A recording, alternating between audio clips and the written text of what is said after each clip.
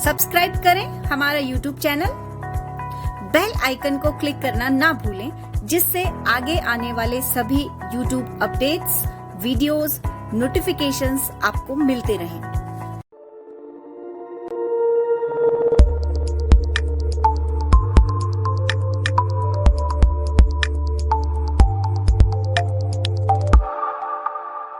नमस्कार मित्रों, हम हिंदी व्याकरण का एक बहुत ही शानदार अध्याय शुरू कर रहे हैं, क्रिया का। आप जानते हैं क्रिया कितनी बड़ी चीज है। क्रिया से ही विकास होता है। वस्तुएं तो धरी रह जाएंगी अगर ये कोई काम नहीं होगा तो। इसलिए क्रिया ही केंद्र में है सारी चीजों के लिए। तो देखो, भाषा में क्रिया कैसे होती है, किसे कहते हैं, कितने प्रकार की होती हैं, इस पर खूब प्रश्न आते हैं परीक्षाओं में। हम लोग शुरू करते हैं। देखो, पहले अर्थ को लेकर के चलते हैं। क्रिया का अर्थ क्या है? देखो, क्रिया के दो अर्थ हैं। या तो किसी कार्य का करना और या होना। ये करना और होना क्या होता है? देखो, उदाहरण से समझते हैं हम इसको। लड़का पढ़ता है तो कोई कार्य कर रहा है ना। लड़का पढ़ता है, पढ़ने का काम कर रहा है। लड़का खाता है, लड़का सोता है, लड़का दौड़ता है, तो कोई न कोई काम हो रहा है। दूसरा, लड़का कमरे में है, कमरे में होना। लड़का कोई काम नहीं कर रहा है, लड़का बस कमरे में उपस्थित है, यह भी क्रिया है। तो काम करना तो सबको दिखता ही, वो तो क्रिया है ही। लेकिन किसी की उपस्थिति होना, वह उपस्थिति भी आपको क्रिया कहलाएगी। तो क्रिया दो प्रकार की हुई। नंबर 1, किसी कार्य का करना, और नंबर 2, किसी का होना। यह होना है के माध्यम से, था के माध्यम से। लड़का कमरे में था, इस माध्यम से। लड़का कमरे में होगा। अब देखो, लड़का और कमरा ये तो संज्ञाएं हैं। फिर है, कमरे में है, कमरे में था और या होगा। ये सब छोटी छोटी क्रियाएं, ये सब होने को बोध कर इसको बताती हैं। चलिए देखिए, आगे चलते हैं हम लोग। क्रिया के मूल रूप को धातु कहते हैं। मूल रूप, जैसे हिंदी में पढ़ना क्रिया है, पढ़ना, और इसका मूल रूप है पढ़। संस्कृत में पठ है। संस्कृत में पठ से ही हिंदी में पढ़ बना है, लेकिन हिंदी में इसको पढ़ मानेंगे। अब देखिए, पढ़ से ही पढ़ता है, ये पढ़ता है, पढ़ा, पढ़ी, पढ़ेंगे, ये सब पढ़ से ही। इसमें कहीं पर ता लगता है, कहीं पर आ लगता है, कहीं पर ई प्रत्यय लगता है, कहीं एंगे प्रत्यय लगता है। अलग अलग प्रत्यय लग करके इस मूल धातु के प्रत्यय लगते हैं और तब फिर क्रिया शब्द बनते हैं। तो देखो, यही धातु है। अब हम क्रिया के विभिन्न जो भेद हैं, उनको प्रकार कहिए, ये जो विभिन्न प्रकार हैं उनको पढ़ते हैं। और इसमें सबसे महत्वपूर्ण है सकर्मक और अकर्मक। ये बहुत परीक्षाओं में पूछा जाता है, सकर्मक और अकर्मक का।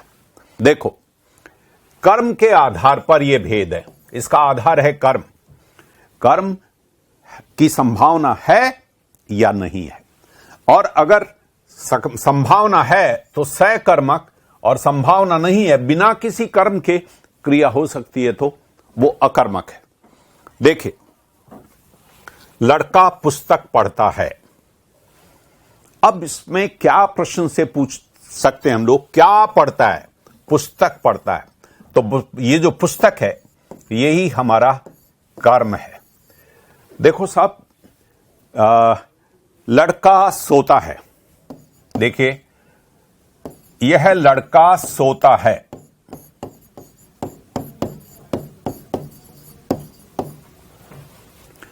ये लड़का करता है, इस क्रिया को करने वाला, ये रही क्रिया। लड़का क्या कर रहा है? सो रहा है। तो लड़का सोता है, इसमें ये तो है कर्ता, और इस क्रिया का जो असर है, पहला असर कर्ता पर आता है। क्रिया का पहला असर, लड़का थका हुआ था, परेशान था, बेचैन था, सो गया, अब अच्छा हो गया, ताजा हो गया। तो सोने का असर किस पर आया? इस कर्ता पर आया, कर्ता पर। लेकिन कर्ता के अलावा क्रिया का जिस पर असर आता है उसे कहते हैं कर्म। देखिए, आइए, लड़का पुस्तक पढ़ता है। अब वो पढ़ता है तो एक तो पहला असर तो आया लड़का पर, पहला असर लड़के पर है, पढ़ने का असर पहला लड़के पर है। लड़के को पहले कुछ चीजें नहीं आ रही थी, किताब पढ़ी उसने और कुछ चीजें उसके आ गई, उसकी ज्ञान में वृद्धि हुई, ज्ञान बढ़ गया उसका। तो असर किस पर हुआ? इस कर्ता पर। ये कर्ता है, इस कर्ता पर इसका असर हुआ। लेकिन जो दूसरा असर है वो कर्म पर आता है। कर्ता के बाद दूसरा असर कर्म पर आता है। पुस्तक था, पुस्तक पढ़ रहा था, पुस्तक पहले बिल्कुल साफ स्वच्छ थी, अब उसको मोड़ा किया, उसके कागजों में कुछ परिवर्तन आया, कुछ गंदी हुई, कुछ फटी, कुछ न कुछ हुआ। तो दूसरा असर किस पर आया? पुस्तक पर। लड़का खाना खाता है। देखो, खाना पहले तो थाली में रखा हुआ है, लड़का खाना खाता है, तो पहला तो असर लड़के पर आया। लड़के ने खाना खाया तो लड़का पहले भूखा था, अतृप्त था, अब उसकी संतुष्टि हो गई। तो पहला असर तो कर्ता पर हुआ। दूसरा असर किस पर हुआ? खाने पर। पहले वो थाली में रखा हुआ था, अलग अलग चीजें रखी हुई थी, सब्जी, रोटी, दाल, दही अलग रखा हुआ था। अब सारा का सारा खाना तो बेचारा अंदर हुआ और थाली खाली हो गई। तो दूसरा असर किस पर आया? कर्म पर आया, खाने पर आया। तो देखो, क्रिया का पहला असर आता है कर्ता पर, और कर्ता के बाद जिस पर दूसरे किसी चीज पर असर आता वो है कर्म। ये कर्म की पहचान है। तो देखो, यहां पर इसको पहचानेंगे क्या से? लड़का क्या पढ़ता है? ये पुस्तक पढ़ता है। अब देखिए, यहां पर लड़का छठी कक्षा में पढ़ता है। देखो, वही पढ़ता क्रिया है, यही पढ़ता क्रिया है। पहले तो दिमाग में हम ये रखें कि कोई क्रियाएं बिल्कुल पूरी तरह से अकर्मक होती हों और पूरी तरह से सकर्मक होती हों, ऐसा नहीं है। बहुत सी क्रियाएं सकर्मक भी होती है, वही क्रिया, और वही क्रिया अकर्मक भी होती है। यह प्रयोग पर निर्भर है। देखो, हमारे हिंदी में पढ़ना क्रिया है, वो अंग्रेजी के रीड के अर्थ में बांचना, अखबार पढ़ना, पत्र पढ़ना, पुस्तक पढ़ना, कोई न कोई पढ़ने की सामग्री होनी चाहिए, उसको पढ़ना, ये इस अर्थ में चलता है। यहां पर ये पुस्तक को पढ़ रहा है, ये पढ़ना रीडिंग के अर्थ में, रीड के अर्थ में। और लड़का छठी कक्षा में पढ़ता है, स्टडी के अर्थ में। ये स्टडी में लड़का इस स्कूल में पढ़ता है, तो पढ़ता है कि मतलब स्टडी करता है वहां पर। अब यहां पर जो स्टडी है ये अकर्मक क्रिया है, वही पढ़ता है। देखो, यहां पर कोई प्रश्न नहीं पूछेगा। लड़का छठी कक्षा में पढ़ता है, क्या पढ़ता है? अरे क्या पढ़ता है, क्या पढ़ता है? छठी कक्षा में पढ़ता है, क्या पूछ रहे हो फालतू की बात की? क्या पढ़ता है? इसका मतलब क्या का प्रश्न अगर निरर्थक है तो वह अकर्मक क्रिया है। यहां पर आप क्या प्रश्न पूछते हो कि क्या पढ़ता है, क्या पढ़ता है, उसका उत्तर आ जाएगा पुस्तक पढ़ता है। तो देखो, पढ़ता क्रिया यहां पर सकर्मक भी है और यहां पर अकर्मक भी है। आगे देखिए, लड़का शतरंज की अच्छी अच्छी चालें चलता है और लड़का धीरे धीरे चलता है। अब देखो, लड़का धीरे धीरे चलता है। अब आप ये नहीं पूछोगे क्या चलता है, अरे क्या चलता है? धीरे धीरे, इस बात का उत्तर है कैसे चलता है। कैसे? वो तो जो है रीतिवाचक क्रिया विशेषण हो गया, कैसे चलता है। ये कैसे का उत्तर, क्या चलता है का उत्तर नहीं। ये प्रश्न बनता ही नहीं। लड़का धीरे धीरे चलता है, कोई नहीं पूछेगा क्या चलता है, अरे क्या चलता है, चलता है। अब ये क्या चलता है, ये प्रश्न यहां पर बेकार है, इसलिए ये अकर्मक क्रिया है। और लड़का शतरंज की अच्छी अच्छी चालें चलता है। क्या चलता है? चालें चलता है। यह है हमारा कर्म। क्या का उत्तर है? क्या चलता है। क्या चलता का उत्तर है कर्म, और इसलिए सकर्मक क्रिया है। इसका मतलब देखो मित्रों, ये चलता है यहां पर सकर्मक क्रिया है और ये चलता है यहां पर अकर्मक क्रिया है। तो एक क्रिया अलग अलग अपने अपने प्रयोग में अलग अलग प्रकार की हो सकती है। देखिए, लड़का 100 मीटर की दौड़ दौड़ता है। क्या दौड़ता है? दौड़ दौड़ता है। क्या दौड़ता है? दौड़ दौड़ता है। यह दौड़ता है सकर्मक क्रिया है। और यहां देखिए, लड़का दौड़ता है, तो आप ये नहीं पूछेंगे क्या दौड़ता है। क्या दौड़ता है? दौड़ता है।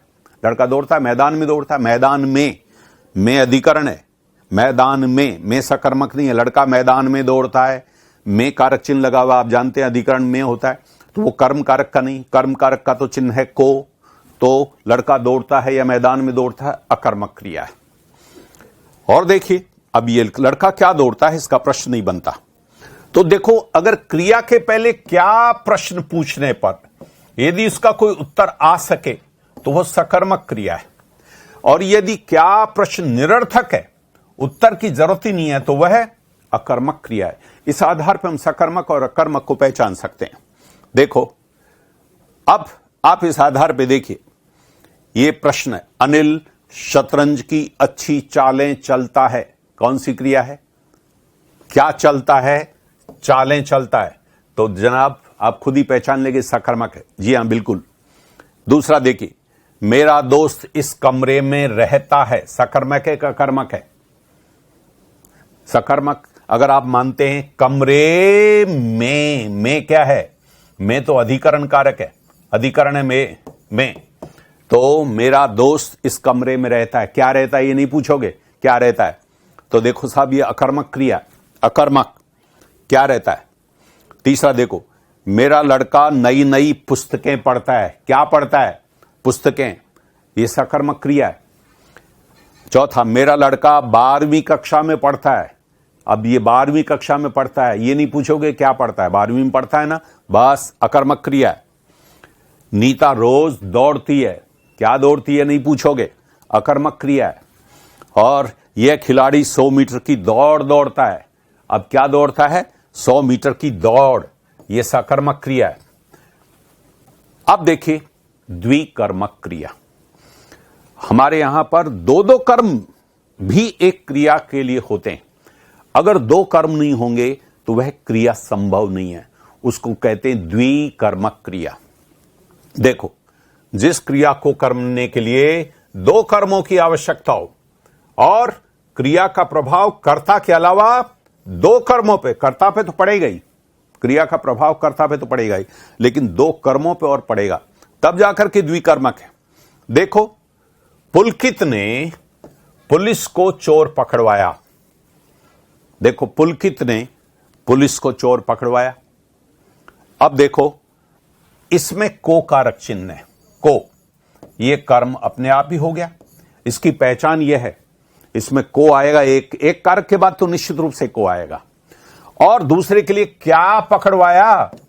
क्या पकड़वाया? चोर। तो देखो 2 कर्म हो गए।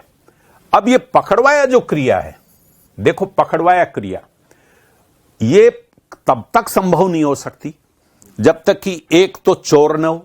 अगर चोर ही नहीं होगा तो पकड़वाओगे किसको? और दूसरा पुलिस न हो। अगर पुलिस नहीं होगा तो यह हो सकता है पुलकित ने चोर पकड़ा, चोर पकड़ा। अब चोर पकड़ा, क्या पकड़ा? चोर पकड़ा, बस पुलकित ने चोर पकड़ा। यह द्विकर्मक नहीं है, सकर्मक तो है क्योंकि चोर है ना, एक कर्म है, लेकिन यहां पर एक कर्म और आ गया, पुलिस को, और पकड़ा की जगह हो गया पकड़वाया। ये वाह आ गया, इसमें वाह जुड़ गया, तो पुलिस ने चोर को पकड़वाया। ये द्विकर्मक क्रिया है मित्रों। और देखिए, ये कर्म एक है। पहला कर्म तो ये चोर, चोर ही नहीं होगा तो पुलिस को ही क्या कहोगे? तो पहला कर्म है चोर होना चाहिए, और चोर को पकड़वाने के लिए दूसरा हमारा पुलिस होना चाहिए। ये देखिए, यहां पर इसको लिए चोर भी चाहिए और पुलिस भी चाहिए, 2 कर्म चाहिए, तब जाके के पकड़वाना संभव हो पाएगा। देखिए, एक इसमें ये स्पष्ट है, उसका एक कर्म के आगे तो को लगता है, और दूसरे के पहले आप क्या प्रश्न पूछ लीजिए, क्या पकड़वाया? तो चोर, इसका आंसर उस रूप में आ जाएगा। अब देखिए, द्विकर्मक क्रिया की पहचान करते हैं। किस वाक्य में द्विकर्मक क्रिया नहीं है? देखो, मां बच्चे को खाना खिलाती है, द्विकर्मक है क्या? देखो, एक तो बच्चे को लग रहा है ना, एक कर्म तो ये हो गया, और क्या खिलाती है? क्या खिलाती है? खाना खिलाती है, तो एक कर्म तो ये हो गया और दूसरा कर्म ये हो गया, तो इसका मतलब इसमें द्विकर्मक है। शिक्षक विद्यार्थियों को पुस्तक पढ़ाते हैं, विद्यार्थियों को, तो एक कर्म तो ये हो गया विद्यार्थियों को, और क्या पढ़ाते हैं? इसका उत्तर क्या आ गया? पुस्तक। कोच खिलाड़ी को कबड्डी सिखाता है, तो खिलाड़ी को और क्या सिखाता है? क्या सिखाता है? कबड्डी, इसमें भी द्विकर्मक क्रिया। और मां बच्चे को नौकरानी से सुलवाती है। अब देखिए साहब, ये बच्चे को, ये कर्म तो हो गया, नौकरानी कर्म नहीं है, ये तो करण है। नौकरानी से सुलवाती है। क्या सुलवाती है? क्या सुलवाती है?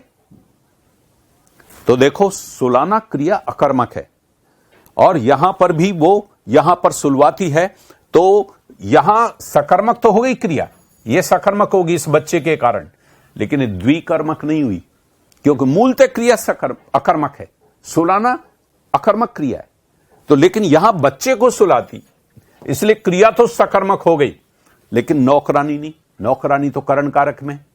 क्या सुलवाती है? कुछ नहीं सुलवाती है। तो क्या का उत्तर यहां पॉसिबल नहीं है। इसलिए हमारा ये जो है मां, ये कर्म है और ये से होने के कारण ये कर्म है और ये को होने के कारण ये कर्म है। इसलिए हमें ध्यान रखना चाहिए, नौकरानी से, नौकरानी कर्म नहीं है। चलिए हम लोग आगे की क्रिया में चलते हैं। देखो, संयुक्त क्रिया में ये अलग प्रकार का भेद है और ये संरचना के आधार पर भेद है। एक सामान्य क्रिया होती है और एक संयुक्त क्रिया होती है। देखिए,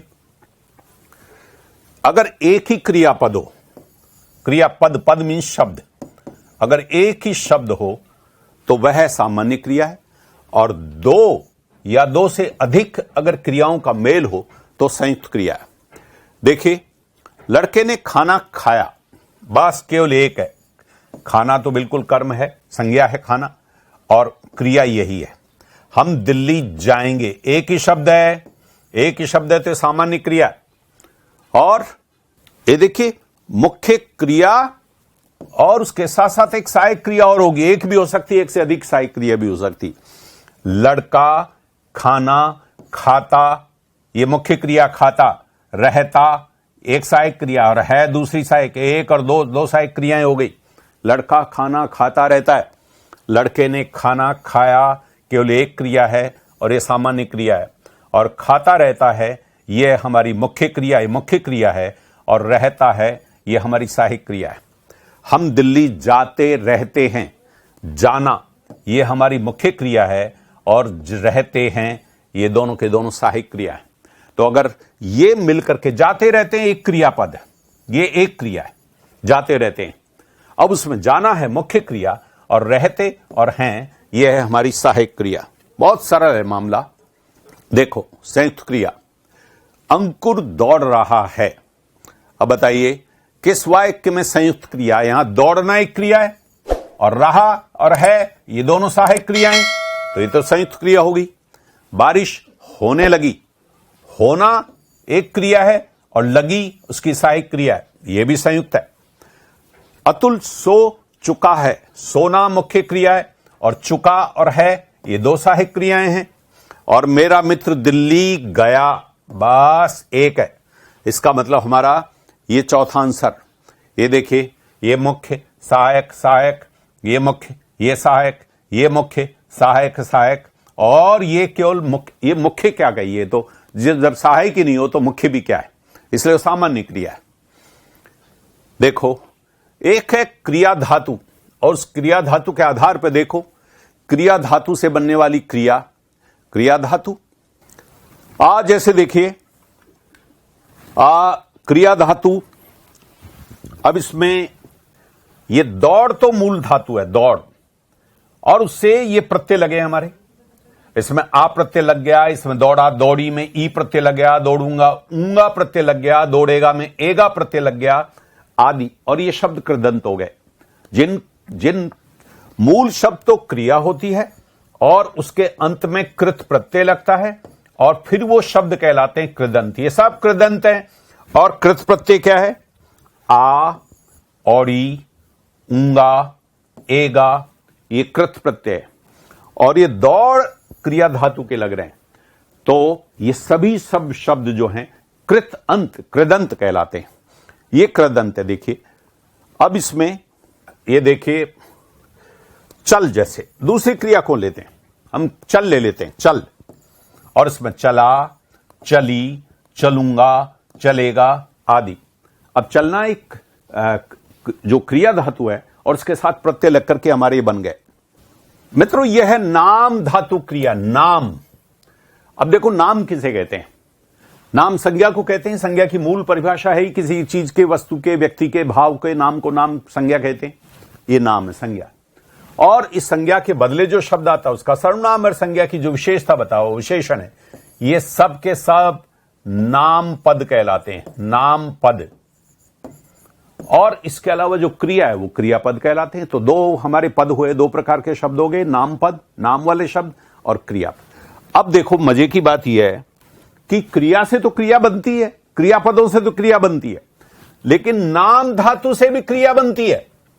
देखिए संज्ञा हाथ है, हाथ तो संज्ञा हम जानते हैं, हाथ संज्ञा जातिवाचक संज्ञा, लेकिन उसने मेरा प्लॉट हथिया लिया। अब ये हाथ से हथिया शब्द बना गया, ये क्रिया बन गई, हाथ से हथिया। तो देखो ये इससे हथिया बन गया, तो ये है हमारी नाम धातु क्रिया। प्रश्न आ जाता है किस में नाम धातु क्रिया है। हमें पहचानना पड़ेगा कि कोई क्रिया है जो संज्ञा से, सर्वनाम से या विशेषण से बनी है। देखिए सर्वनाम से उसने मुझे सम्मान के साथ अपनाया। देखिए तो सही, अपनाना, अपना है सर्वनाम, और उसमें अपनाया ये नाम धातु है, सर्वनाम से बन गई क्रिया। विशेषण से देखो वह आजकल बहुत दुबला गया है। दुबला जाना, बताइए दुबलाना क्रिया हो गई, और दुबला तो दुर्बल से दुबला विशेषण है। तो देखो यहां पर संज्ञा से बना हथिया लिया, यहां सर्वनाम से बना अपनाया, और दुबला से बन गया दुबला गया। अब देखो काल के आधार पर क्रिया का ये अलग प्रकार का भेद है। काल आप जानते हैं, वर्तमान काल, भूतकाल और भविष्यकाल, तीन प्रकार के काल होते। तो क्रिया के तीन रूप हो गए उसी आधार पे, काल के आधार पे। देखिए वर्तमान कालिक क्रिया, भूतकालिक क्रिया, भविष्यकालिक क्रिया, इसको काल में अलग पढ़ेंगे कौन से काल हैं, लेकिन अभी क्रिया संदर्भ पढ़ रहे हैं। और क्रिया भी तीन प्रकार की काल के आधार पे हो गई।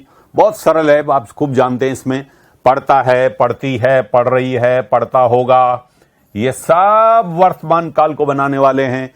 और इसमें देखो पढ़ा, पढ़ी, पढ़ा है, यानी उसने अखबार पढ़ा है, तो ये भी भूतकाल है हमारे यहां पर। यह आसन्न हमारा भूत कहलाता है, तो ये भूतकाल है। पढ़ा था तो है ही, पढ़ा होगा, और यदि पढ़ता तो, ये सब भूतकाल की क्रियाएं। अब देखिए भविष्यकालिक क्रिया, ये पढ़ेगा, पढ़ेगी, पढ़ेगा, पढ़ेगी, वह कल पढ़ रहा होगा, कल की बात कर रहे हैं, और संभव है पढ़े तब भी आगे पढ़ेगा। ये सब भविष्यकाल के क्रिया रूप हैं। तो तीन प्रकार की हमारी क्रिया हो गई इसके आधार पर। देखो इस पूर्वकालिक क्रिया पर काफी पाठ्यक्रम में काफी प्रश्न आते हैं। देखो क्या होती है, एक क्रिया हुई, एक क्रिया ये हो गई, और उसके पूर्व काल में एक क्रिया और हुई। पहले ये क्रिया हुई और उसके बाद ये क्रिया हुई, तो ये क्रिया पूर्वकालिक क्रिया कहती है। और तो एक क्रिया के होने के पूर्व के काल में एक और क्रिया होती है, और वह पूर्वकालिक क्रिया कहलाती है। दरअसल उसको क्रिया तो कह देते हैं, लेकिन वो क्रिया नहीं है, मूलतः क्रिया विशेषण है। क्रिया में तो काल होता है, उसमें कोई भी काल का प्रभाव नहीं आता, इसलिए वो अव्यय की तरह काम करती, क्रिया विशेषण है, लेकिन फिर भी लोग उसको पूर्वकालिक क्रिया ही कहते हैं। एक उदाहरण देखिए आप, अभय पढ़कर सो गया। देखो उसकी क्रिया तो है सो गया, भूतकाल की क्रिया है, लेकिन सोने से पहले उसने क्या किया, पढ़ा, पढ़कर सो गया। पहले पढ़ा और फिर सो गया। अब इसके आगे कर लगेगा, ये कर इसकी पहचान है। एक तो यह अर्पिता नहाकर पढ़ने लगी, तो उसने पढ़ने के पहले उसने नहाई और नहाकर पढ़ने लगी। तो ये पढ़कर और नहाकर ये पूर्वकालिक क्रिया है। ये इन क्रियाओं से पहले होने वाली क्रियाएं हैं, इसलिए इनको पूर्वकालिक क्रिया कहते हैं। देखो और क्रिया के अंत में एक तो पहचान यह है, कर जोड़ दिया जाता है, और इसके कारण लिंग वचन आदि में कोई विकार नहीं होता, और इसीलिए इसको क्रिया विशेषण कहते हैं। पढ़कर, अब चाहे लड़की पढ़कर सो गई, लड़का पढ़कर सो गया, मैं पढ़कर सो गया, लड़के पढ़कर सो गए, चाहे किसी के साथ लगाइए, क्रिया में तो आएगा सो गया, सो गई, सो गए, गया, गई, गए, उसमें तो परिवर्तन है। पढ़कर में कोई परिवर्तन नहीं है, इसलिए कैसे सो गया, पढ़कर सो गया। तो ये क्रिया विशेषण है मूलतः, लेकिन इसको पूर्वकालिक क्रिया कहते हैं और इसका कोई असर इसमें नहीं होता। अब देखिए, खिलाड़ी दौड़कर थक गया। थकने से पहले क्या हुआ? वो दौड़ा और कर लग गया। विजय बोलकर पढ़ता है। ये बोलकर, अब ये भी तरीका ही स्टाइल है, कैसे पढ़ता है? बोलकर पढ़ता है। ये बोलकर पढ़ना उसकी स्टाइल है। तो जहां स्टाइल आ गई, तरीका आ गया, रीति आ गई, वो रीति जो है रीतिवाचक क्रिया विशेषण है। लेकिन इनको, कर वालों को हम लोग पूर्वकालिक क्रिया कहते हैं। देखो, अब है अगली प्रेरणार्थक क्रिया। प्रेरणार्थक क्रिया, प्रेरणार्थक क्रिया में क्या होता है? कर्ता क्रिया तो करता है, लेकिन वो जो क्रिया है उसका वह मुख्य क्रिया किसी और से करवाता है और वह उसको प्रेरित करने का काम करता है। कर्ता मूल क्रिया को स्वयं न करके उसे अन्य करण के द्वारा, अन्य के द्वारा आ गया, करवाने के लिए प्रेरित करता है। यह प्रेरणार्थक क्रिया होती है। देखो, मां बच्चे को विनीत से पढ़वाती है। मां बच्चे को नहीं पढ़ा रही, वो विनीत से कह रही है, भाई तुम मेरे बच्चे को पढ़ा दे। इसका फिर भी मां काम तो कर रही, इस पढ़वाती है, इसकी कर्ता कौन है? मां है, विनीत नहीं। विनीत तो पढ़ाएगा, लेकिन पढ़वाना क्रिया की कर्ता तो यही है, मां पढ़वाती है ना। लेकिन वो क्या काम कर रही है? मां विनीत को कह रही है कि मेरे बच्चे को पढ़ा दे, तो उसको पढ़ाने के लिए प्रेरित कर रही है। और ये देखो, वाह लाल में क्यों है, ये इसकी पहचान है। पढ़वाती है, पढ़ाती है, सामान्य क्रिया। पढ़वाती है, दूसरे से पढ़वाती है, तो दूसरे को प्रेरित करती है, प्रेरणार्थक क्रिया है। तो स्वयं नहीं पढ़ाती, विनीत से पढ़वाती है। मां बच्चे को पढ़ाती है, यह तो है मूल क्रिया, और पढ़वाती है, यह है प्रेरणार्थक क्रिया। आगे देखिए, इस मूल क्रिया के वा लगाकर प्रेरणार्थक क्रिया बनाई जाती है। आदित्य धोबी से कपड़े धुलवाता है। आदित्य कपड़े धोता है तो स्वयं धोता है, और धोबी से धुलवाता है कि धोबी को कहता है भाई मेरे कपड़े धो दो, तो धोबी से धुलवाता है। दादाजी पोते से पत्र लिखवाते हैं। दादाजी खुद पत्र नहीं लिखते, पोते से कह रहे हैं भाई ये पत्र लिख दो, तो दादाजी पोते से पत्र लिखवाते हैं। देखो, वाह आ गया, ये प्रेरणार्थक क्रिया। तो सभी, एक और बात है, सभी प्रेरणार्थक क्रियाएं सकर्मक होती है। वो सकर्मक होती है। क्यों सकर्मक होती है? क्योंकि वह कोई भी काम करवाएंगे, कपड़े करवाएंगे, पत्र पढ़ाएंगे, लड़के को पढ़वाएंगे, कोई न कोई कर्म जरूर होगा, इसलिए उसमें सकर्मक क्रिया होती है। देखो, प्रेरणार्थक क्रिया में आप अकर्मक क्रियाओं के आप प्रत्यय लगाकर भी प्रेरणार्थ क्रिया बनती है। जैसे देखो, मां बच्चे को नौकरानी से जगाती है। अब देखो, जगना अकर्मक क्रिया है, तो ये अकर्मक क्रियाओं के लिए, अकर्मक क्रियाओं के लिए आ लगेगा, और जो सकर्मक क्रियाएं उनके लिए वा लगेगा। मां बच्चे को नौकरानी से जगाती है, नौकरानी कहती जाकर के बच्चे को जगाओ, तो यहां जगवाती है नहीं, जगाती है। मां बच्चे को नौकरानी से नहलाती है, नहलवाती है नहीं, नहलाती है, तो बच्चे से नौकरानी से नहलाती हो। और किसान बेटे से घोड़े को दौड़ाता है।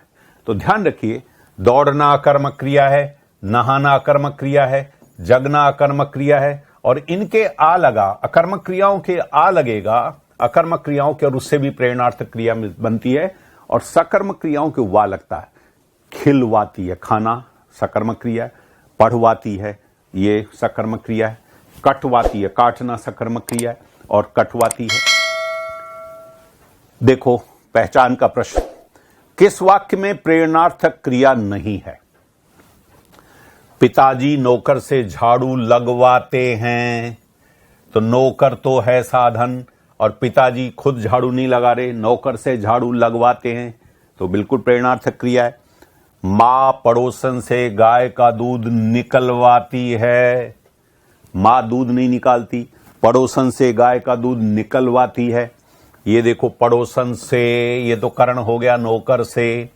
शिक्षक विद्यार्थियों को पढ़ने के लिए प्रेरित करते हैं।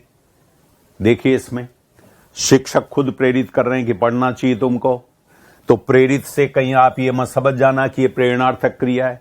प्रेरणार्थक क्रिया नहीं होती, प्रेरित करना प्रेरणार्थक क्रिया नहीं होती, इसके चक्कर में नहीं रहना। बस यही नहीं है, नव्या मां से चोटी करवाती है, ये भी प्रेरणार्थक क्रिया है। तो चोटी करवाती है, नव्या माँ से चोटी करवाती है, माँ उसका साधन है, करण है, ये करवाती है। तो साहब देखो, ये हमारा तीसरा, शिक्षक विद्यार्थियों को पढ़ने के लिए प्रेरित करते हैं। अगर ये ऐसा होता कि पिता शिक्षक से अपने बेटे को पढ़ने के लिए प्रेरित करवाते हैं, प्रेरित करवाते हैं, वह है प्रेरणार्थक क्रिया। अगर स्वयं ही प्रेरित करते हो तो सामान्य क्रिया है। अब देखो, एक है अपूर्ण क्रिया। लो, क्रिया अपूर्ण भी होती है, पूर्ण भी क्रिया होती है और अपूर्ण भी क्रिया होती है। जी हां, अपूर्ण क्रिया क्या होती है? देखिए, जहां स्वयं क्रिया शब्द से अर्थ नहीं निकलता, क्रिया अपने आप अर्थ नहीं निकाल सकती, इसलिए तो अपूर्ण, अधूरी है। इसलिए क्रिया का अर्थ प्राप्त करने के लिए क्रिया पद के अलावा नाम पद, संज्ञा, विशेषण की आवश्यकता होती है। अब देखो, क्रिया का अर्थ तब तक नहीं निकलेगा जब तक कि वहां संज्ञा या विशेषण नहीं होगा। अब देखो, संज्ञा और विशेषण तो क्रिया पद नहीं है, वो तो नाम पद है, लेकिन नाम पद का सहारा लेना पड़ता है क्रिया को, इसलिए वो क्रिया अधूरी है अपना अर्थ निकालने के लिए। देखो, मेरे पिताजी शिक्षक हैं, क्रिया क्या है इस वाक्य में? हैं क्रिया। अब मेरे पिताजी हैं तो यहां पर अर्थ नहीं बैठेगा, शिक्षक है। अब बात समझ में आई। शिक्षक क्या है? शिक्षक संज्ञा है, जातिवाचक संज्ञा है। जब तक शिक्षक यहां पर इस वाक्य में नहीं आएगा, इस हैं का अर्थ नहीं बैठेगा, इसलिए क्रिया अपूर्ण क्रिया है, ये अपूर्ण क्रिया है। और ये शिक्षक संज्ञा है और इस संज्ञा से अर्थ बैठता है। मेरी लड़की खेलने में कुशल है, मेरी लड़की खेलने में है, अर्थ नहीं बैठेगा, कुशल है। अब समझ में आई बात, कुशल है। कुशल क्या है? विशेषण है। तो आप देखिए, विशेषण आया तब जाकर के इस है का अर्थ बैठा, वरना है अधूरी क्रिया है, अपूर्ण क्रिया है। तो यहां पर विशेषण आ गया। और पुनीत की कमीज लाल है, लाल क्या आप जानते हैं? विशेषण। तो लाल है, इसका मतलब ये संज्ञा है और ये विशेषण है, और इनके होने से है का अर्थ निकलता है, इसलिए वो क्रिया अपूर्ण क्रिया है। क्या है? क्रिया शब्द से अर्थ नहीं निकलता, इसलिए क्रिया का अर्थ प्राप्त करने के लिए क्रियापद शब्द के अलावा नाम पद, संज्ञा या विशेषण की आवश्यकता होती है, वो अपूर्ण क्रिया होती है। आप फिर लेते हैं अपूर्ण क्रिया की पहचान का प्रश्न। देखो, किस वाक्य की क्रिया अपूर्ण है? इसका मतलब 3 वाक्यों की क्रिया तो पूर्ण है, क्रिया से ही अर्थ निकलेगा। एक वाक्य ऐसा है जिसकी क्रिया विशेषण से या संज्ञा से अपना अर्थ निकालेगी। देखो, चिड़िया उड़ रही है, उड़ना क्रिया है और उड़ रही है, पूरा अर्थ निकल जाएगा। उड़ रही है, यह अपूर्ण नहीं है, पूरा अर्थ उड़ रही है, इससे पूरा अर्थ निकलता है। विद्वान बहस कर रहे हैं, ये पूरा का पूरा, करना मुख्य क्रिया, रहे और हैं सहायक क्रिया। लड़का खिलाड़ी है, ये देखिए है, ये है, और क्या है? वो खिलाड़ी है। खिलाड़ी क्या है? खिलाड़ी विशेषण है, खिलाड़ी लड़का। तो लड़का कैसा? खिलाड़ी। कैसा का उत्तर आता है? गुणवाचक विशेषण। तो ये गुणवाचक विशेषण है, खिलाड़ी है, लड़का खिलाड़ी है। अब लड़का है, इसका कोई अर्थ है क्या? नहीं। और खिलाड़ी, अब अर्थ समझ में आ गया, लड़का खिलाड़ी है, और यह है का अर्थ निकला इस खिलाड़ी से। बस यही हमारा है।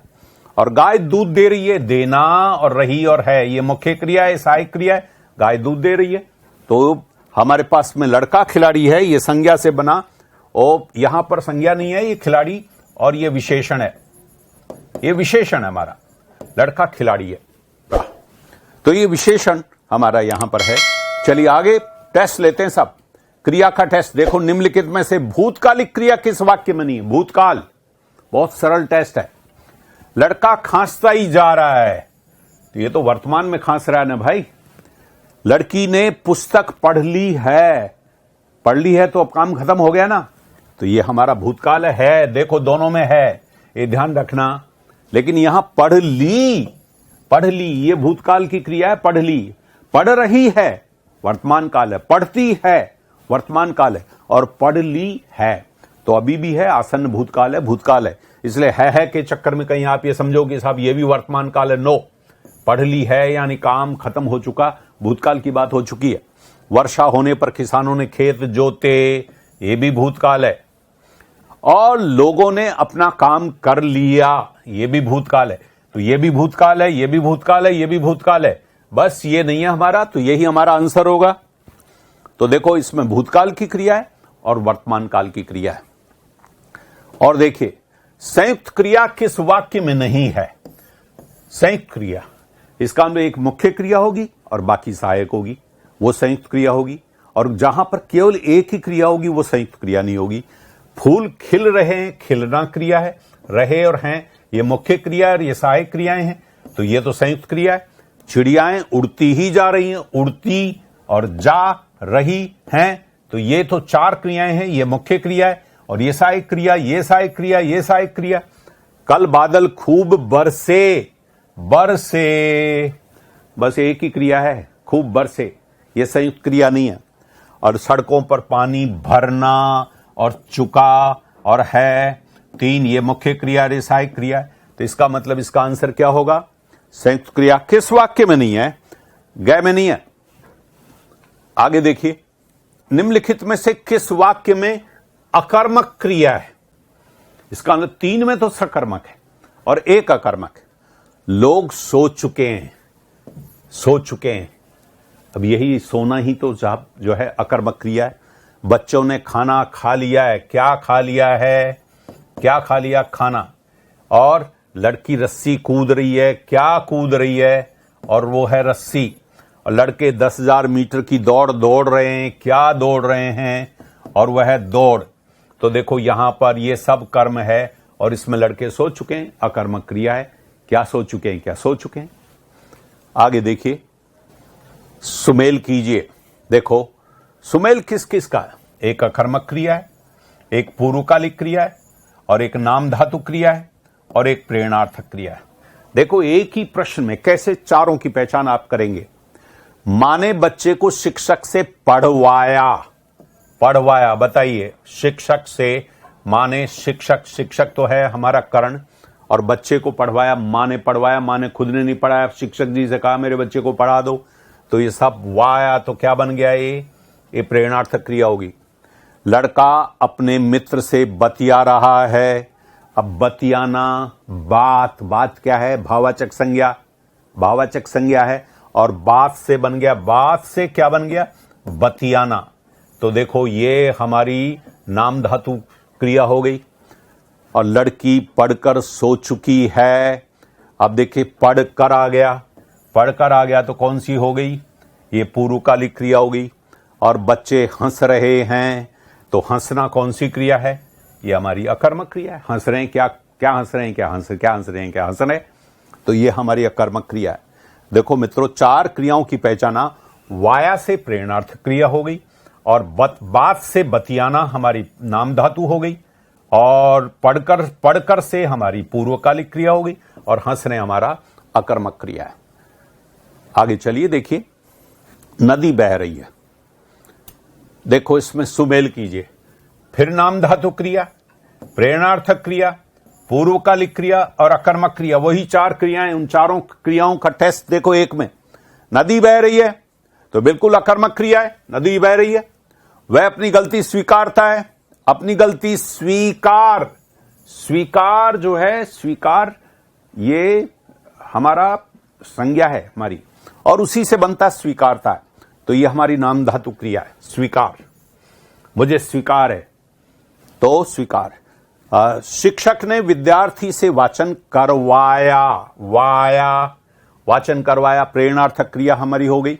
और मां नहा कर भोजन बना चुकी है, ये हमारी पूर्वकालिक क्रिया हो गई। तो देखो मित्रों, ये हमारी इस प्रकार से चार क्रियाओं का ये दूसरा टेस्ट है। दूसरे टेस्ट में आपने पहचाना। आगे देखिए, सुमेल कीजिए, भविष्यकालिक क्रिया, भूतकालिक क्रिया और वर्तमानकालिक क्रिया।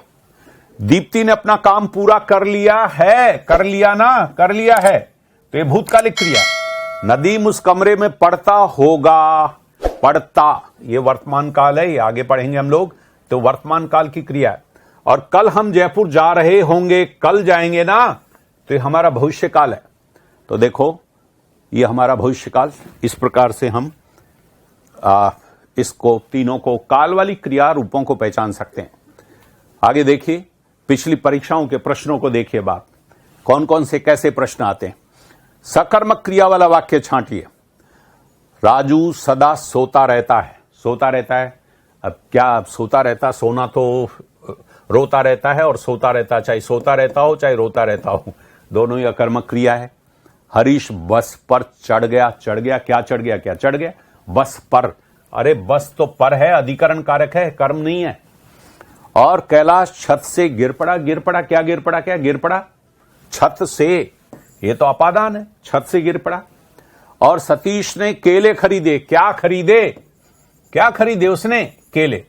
बस ये हमारा, ये सकर्मक क्रिया वाला वाक्य हमारा यही है। तो रोते रहना, चढ़ गया और गिर पड़ा, अकर्मक क्रियाएं।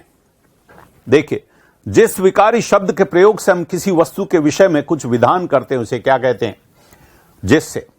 तो देखिए, उसको हम लोग कहते हैं क्रिया।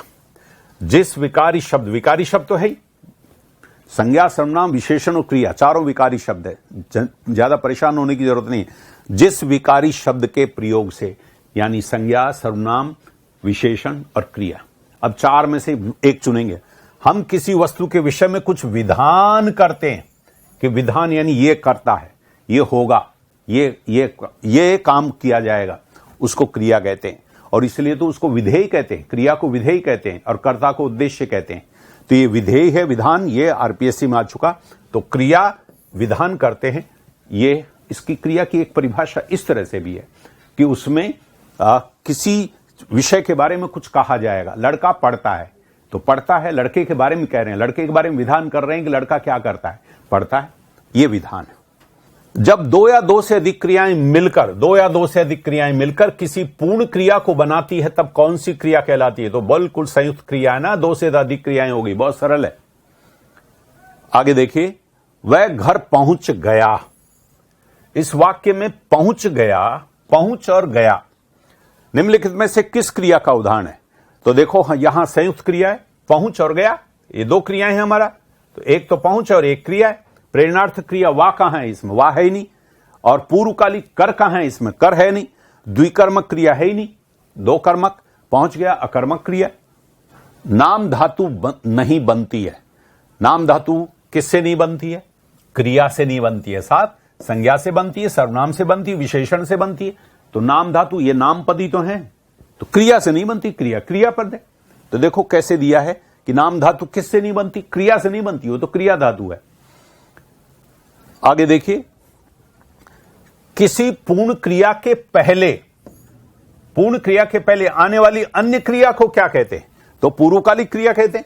पूर्वकालिक क्रिया कहते हैं, एक काम हुआ उससे पहले एक काम और हो गया, वो पूर्णकालिक है। देखिए, निम्नलिखित वाक्यों में से किस वाक्य में क्रिया अकर्मक नहीं है, आरपीएससी एलडीसी में देखो अकर्मक नहीं है। जंगल में हरिण दौड़ रहे हैं, क्या दौड़ रहे हैं, अकर्मक क्रिया है।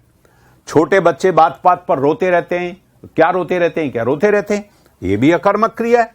सुनीता ने अपने पिताजी से फोन करवाया, क्या करवाया, ये फोन करवाया, तो फिर ये नहीं है साहब। और आलसी बच्चे देर तक सोते रहते हैं, क्या सोते रहते हैं, तो ये भी हमारी है।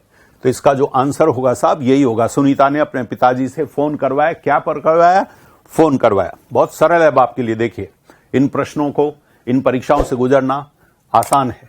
निम्नलिखित में से कौन सी क्रिया द्विकर्मक नहीं है, द्विकर्मक में क्या पहचान है, एक कर्म के आगे क्या लगाओगे, को, और दूसरे कर्म के लिए क्या प्रश्न पूछोगे, क्या।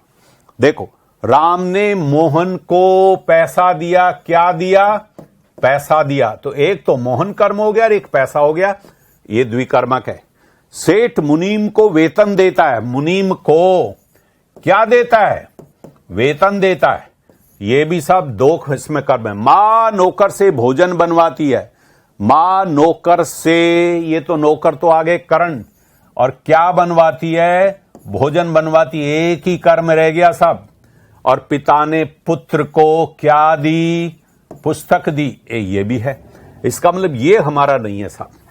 तो साहब यही हमारा आंसर होगा, मां नौकर से भोजन बनवाती है, नौकर से, ध्यान रखिए से है। देखो ये रा को,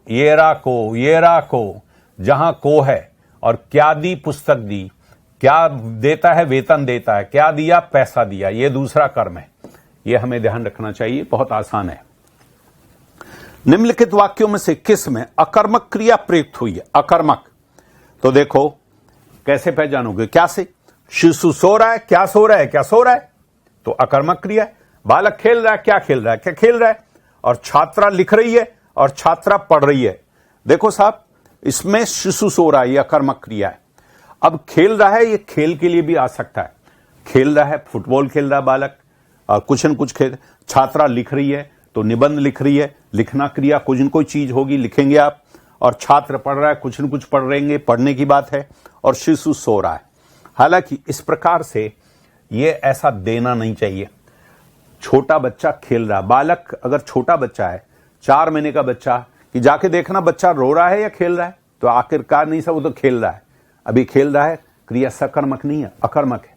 क्या खेल रहा है? कोई नहीं पूछेंगे आप क्या खेल रहा है। बड़ा लड़का फुटबॉल खेल रहा है, तो फुटबॉल क्या खेल रहा है? फुटबॉल खेल रहा है, वहां खेल रहा है, सकर्मक क्रिया है। लेकिन छोटा बच्चा खेल रहा है, अकर्मक क्रिया है। वहां पर ये नहीं पूछोगे क्या खेल रहा, खेलता ही नहीं। 6 महीने का बच्चा क्या खेलेगा? तो साहब ये यहां पर ये परीक्षा में आ भी गया और हो भी गया, लेकिन सो रहा है, इस तरह से थोड़ा सा बहुत स्पष्टता से हमको देना चाहिए। वरना खेल रहा है, लिख रहा है, पढ़ रहा है, इससे पढ़ लड़का, ये छात्र पढ़ रहा है, छात्र इस कक्षा में पढ़ रहा है, अकर्मक क्रिया है। छात्र इस स्कूल में पढ़ रहा है, अकर्मक क्रिया है। और छात्र पुस्तक पढ़ रहा है, सकर्मक क्रिया है। तो हमारे एग्जामिनर्स को सोचना चाहिए कि वो बहुत अच्छी तरह से स्पष्टता के साथ हमारे प्रश्न बनाएं। चलिए देखिए और देखते हैं प्रश्न। निम्नलिखित में से सकर्मक क्रिया का वाक्य कौन सा है? देखो ये यूपीपीसीएस में आया है, हिंदी एग्जाम में। यूपी जैसे मंदाकिनी सोती है। अब सोती है, क्या सोती है? कुछ नहीं सोती है, अकर्मक क्रिया। ये सकर्मक क्रिया नहीं, अकर्मक है। बालिका निबंध लिख रही है, क्या लिख रही है? निबंध लिख रही है। क्या लिख रही है? क्या का उत्तर है? निबंध। ये निबंध कर्म है, ये इसका आंसर हो सकता है। पक्षी आकाश में उड़ते हैं, क्या उड़ते हैं? कुछ नहीं, तो ये भी अकर्मक क्रिया है। और बालक खिलौना पाकर हंसता है, क्या हंसता है? कुछ नहीं, हंसता है, ये भी है। तो हमारा आंसर होगा साहब, बालिका निबंध लिख रही है। अगला वाक्य देखिए, सुमित सो रहा है, ये उत्तराखंड है। ये हमारा यूपीपीसीएस ही हमारा उत्तराखंड है और पीएसआई का हिंदी एग्जाम में आया। सुमित सो रहा वाक्य में क्रिया का भेद है, तो पहला ही अकर्मक समझिए, अकर्मक है, सो रहा है। बहुत सरल सा प्रश्न आ गया। सकर्मक ये है नहीं, द्विकर्मक तो बिल्कुल ही नहीं है, और प्रेरणार्थक वा कहां है ही नहीं। बहुत ही सरल प्रश्न आ गया, सुमित सो रहा है। आगे चलिए देखिए, किस वाक्य में अकर्मक क्रिया नहीं है? अकर्मक, इसका मतलब 3 में सकर्मक। बच्चा गहरी नींद में सो रहा था, क्या सो रहा था? कुछ नहीं, ये तो मैं आया है, ये को नहीं है, तो बिल्कुल ये अकर्मक है। मजदूर छाया में सुस्ता रहा था, क्या सुस्ता रहा था? कुछ नहीं, सुस्ता रहा था, ये भी अकर्मक है। ये भी अकर्मक, ये भी अकर्मक।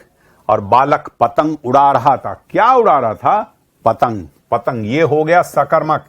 और 2 छात्र बातें करते हुए जोर जोर से हंस रहे थे, क्या हंस रहे थे? क्या हंस रहे थे? ये भी हमारा अकर्मक। तो साहब मित्रों, ये बालक पतंग उड़ा रहा था, यही इसका आंसर है। आगे चलते हैं, किस वाक्य में सकर्मक क्रिया नहीं है? सकर्मक क्रिया किस वाक्य में नहीं है? इसका मतलब 3 में सकर्मक है। मजदूर पेड़ से, देखो राजस्थान पुलिस सब इंस्पेक्टर का एग्जाम है 2018 का भी, 1 साल पहले। मजदूर पेड़ के नीचे बहुत देर से बैठा है, क्या बैठा है? बैठा है, बैठा है, अकर्मक क्रिया है। किसान हल से खेत जोत रहा है, खेत जोत रहा है, क्या जोत रहा है? खेत। क्या जोत रहा है? खेत जोत रहा है, ये सकर्मक है। और मोहन बाजार में फल खरीद रहा है, क्या खरीद रहा है? फल खरीद रहा है, फल खरीद रहा है, ये सकर्मक है। और 3 छात्र पुस्तकालय में पढ़ रहे हैं, पुस्तकालय में पढ़ रहे हैं तो पुस्तक पढ़ रहे होंगे ना भाई, रीडिंग कर रहे हैं ना, पुस्तकालय में पढ़ रहे हैं, तो यहां पर यह भी हमारा सकर्मक है। तो इसका आंसर होगा साहब, मजदूर पेड़ के नीचे बहुत देर से बैठा है, क्या बैठा है? कुछ नहीं, बैठा है। आगे देखिए, किस वाक्य में अकर्मक क्रिया का प्रयोग किया गया है? किस अकर्मक क्रिया का प्रयोग? इसका मतलब 3 सकर्मक है। मजदूर चाय पी रहा है, क्या पी रहा है? चाय, ये सकर्मक है। बालक बहुत देर से रो रहा है, क्या रो रहा है? क्या रो रहा है? ये अकर्मक है। अम्मा खाना बना रही है, क्या बना रही है? खाना, सकर्मक है। रमेश पुस्तक पढ़ रहा है, क्या पढ़ रहा है? पुस्तक। ये पुस्तक, ये सकर्मक है। तो हमारा आंसर यही होगा। बालक बहुत देर से रो रहा है। देखिए अब सकर्मक और अकर्मक का भेद आपके लिए कितना आसान हो गया है।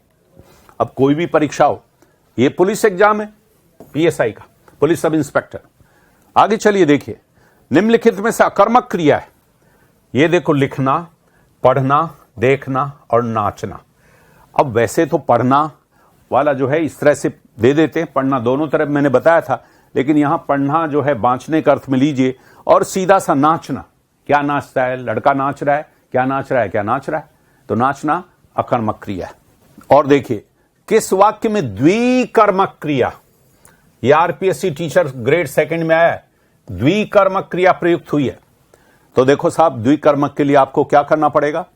आपको देखना पड़ेगा, एक तो को आएगा। लड़के ने अपने साथी को क्या दी? पुस्तक दी। तो एक कर्म तो हो गया, ये को कारक चिन्ह लगा और एक ये लगा हुआ। वह दिन भर बहुत परिश्रम करता है। क्या करता है? परिश्रम करता है।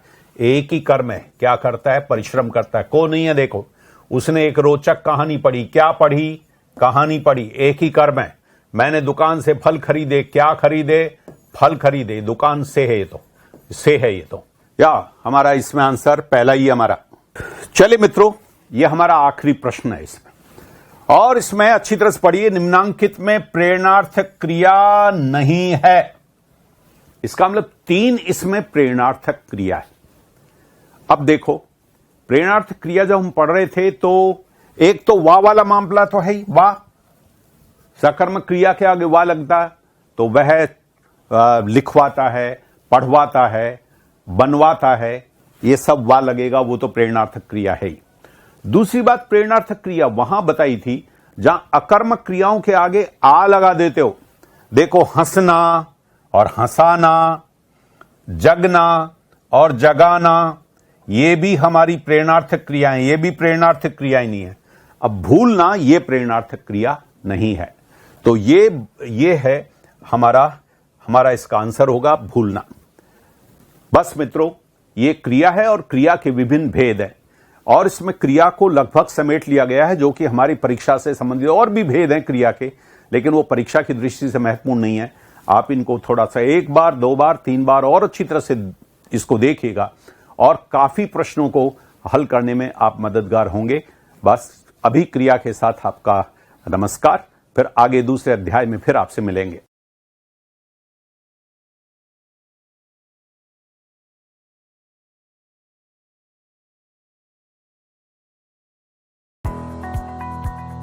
सब्सक्राइब करें हमारा YouTube चैनल, बेल आइकन को क्लिक करना ना भूलें, जिससे आगे आने वाले सभी YouTube अपडेट्स, वीडियोस, नोटिफिकेशंस आपको मिलते रहें।